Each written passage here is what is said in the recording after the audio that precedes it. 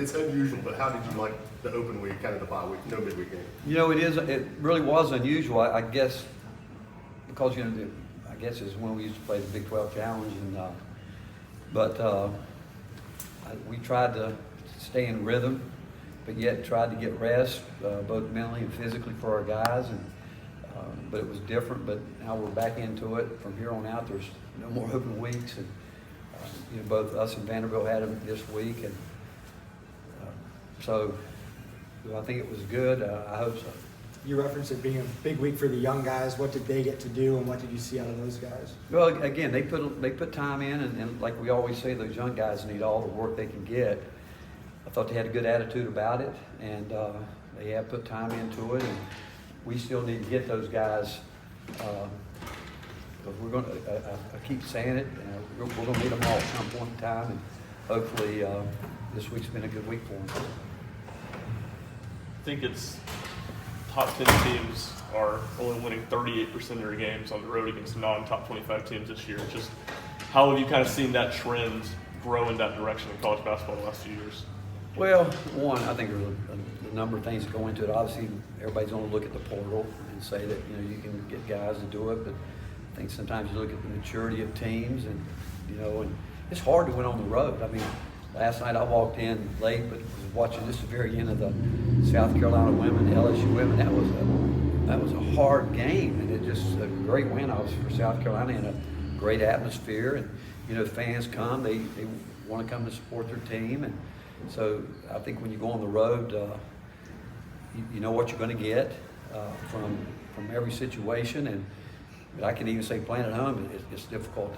I mean, I don't think anybody feels comfortable playing at home, but when you go on the road, you know that if you're not taking care of the details, you're going to get beat. And I think, again, whether it's a trend in college basketball or not, it's there, and it does seem like we see more of it. And I would have to think that it's because the portal's allowed a lot of teams maybe to get older and improve their rosters.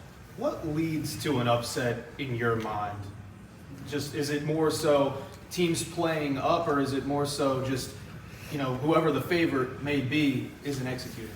Well, I don't think you can ever take away from the team that wins. I mean, if you lose a game, you got beat. Whether you can say, well, we beat ourselves. I think every coach, after most games, could look and say, if we did this or we did that, we could have won the game. We had a chance to win the game. Should have won the game. But the fact is you didn't, because the other team did what they needed to do to win the game. And so I think the credit's always got to go to the team that wins the game, because some way, somehow, I'm sure it's never been perfect anywhere, but the fact is they took care of the necessity with the details and the game plan, what they needed to do. And teams that, whether you call them upsets or not, you got to, there's such a fine line between winning and losing. And I've often said that before you talk about winning, you need to make sure your players understand that what goes into losing most of the time is lack of effort, mentally and physically, and not taking care of the details. What stands out about Vanderbilt? Just dynamic backcourt play. I mean, maybe as good a backcourt combination as there is in the league, and you all know the respect that I have for Coach Stackhouse and the way he builds his program, and he's had some tough luck, obviously, but when I look at it, someone was asking me the other day about him, and I was just talking about one, he's has great schemes, really a lot of really good schemes. Are playing some different defenses, multiple defenses, so you're going to see some pressure, see some full court pressure, a little 1-3-1, man defense, and have shown 2-3, but it's what he does not only with his schemes, but I think they do as good a job as any coach in the country at developing players the way they do, and so obviously I have the utmost respect for him and what he's doing there. Coach, obviously Dalton's still in all the headlines, but how much is Jonas helping him, like just freeing stuff up for him on the outside? Well, again, Jonas is doing what I think we all know that he's capable of doing, but I go back, it's not just Jonas, it's everybody. I mean, the guys are on the court there, like between Josiah, Santi, and Z. I mean, they would tell you that I think if you ask Jonas and Dalton, that question, I think they would say what I'm going to say, that the things that Santi and Josiah and Z do is the backbone of what happens out there, because of what they do defensively and really their consistency on the defensive end, and even nights when, as we've talked about, not particularly shooting the ball well, they impact winning. But we need them all, and Jonas, we're going to need him to continue to improve. People are going to certainly, we talked about it, there's no secret, people are going to try to keep him from one over his right shoulder, and he'll have to add to it, which he can, he's got it. But Dalton, obviously, is, you know, I mean, what else can he say? He's given us something that we haven't had in a long time. But we're more than about 2 guys. Really, I hope to the point where we can talk about 10, 11 guys being in the rotation. Obviously, Vanderbilt's a unique court layup, but other challenges that come with shooting in a gym like theirs? I don't know if I'd say that. I mean, it from a coaching standpoint is different from a playing standpoint. I don't know if it is or it isn't, but it is what it is, and you deal with it. What's been the challenge in getting Tobey to learn how to play without fouling as much? It is a fine line. It's the ones that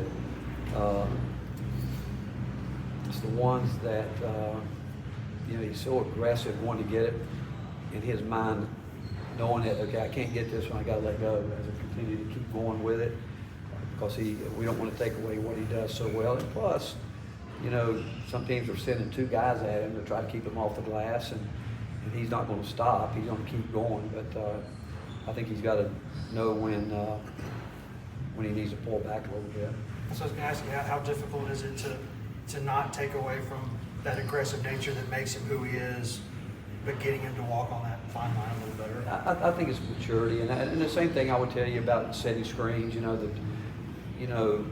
Illegal screens and getting out on the ball screen covers and being a step late and knowing when to let a guy go, whether you're setting the screen or whether you can't get out and get into the covers.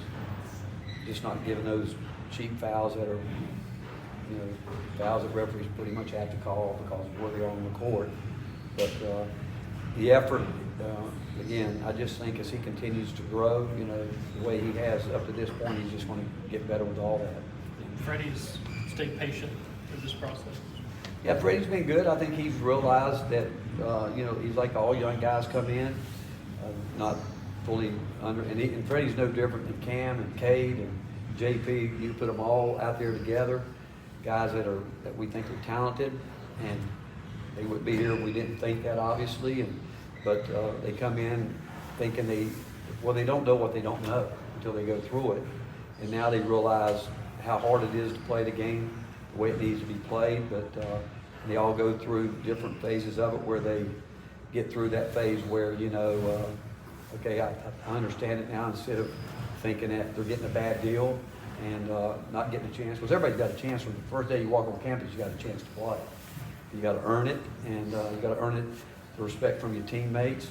And I would say that all those guys, Freddy, Cam, all of them, they appreciate the effort that these older guys give them, but they want to play, which is a great thing. I'd be really disappointed if they didn't want to play, and it's just a matter that they continue to grow and know that, again, that we're going to need them at some point in time. We need them now, to be quite honest with you, because I do think that if we want to be the team we want to be in the last 6-7 minutes of the game, we need the guys that we close with to be the guys where they have that other burst where they can really finish strong.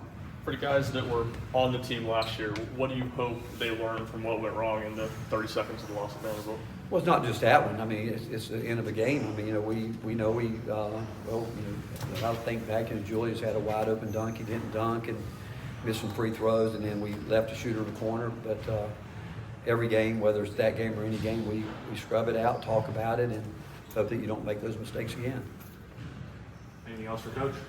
You've been saying for the last about month, you need those young guys to step up. Do you feel you're getting closer to being comfortable with them in that position? I do, and again, it all goes back to practice.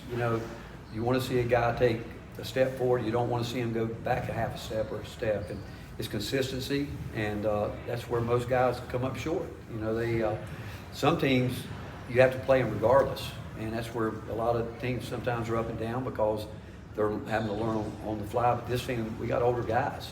So these younger guys, if they earn those minutes, it's because they've earned them.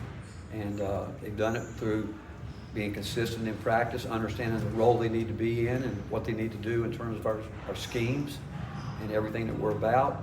But like I said, we trust these guys, but it's up to us to continue to help them get where we need them to be. Thanks, Coach. All right, Thanks, thanks, Coach. Coach.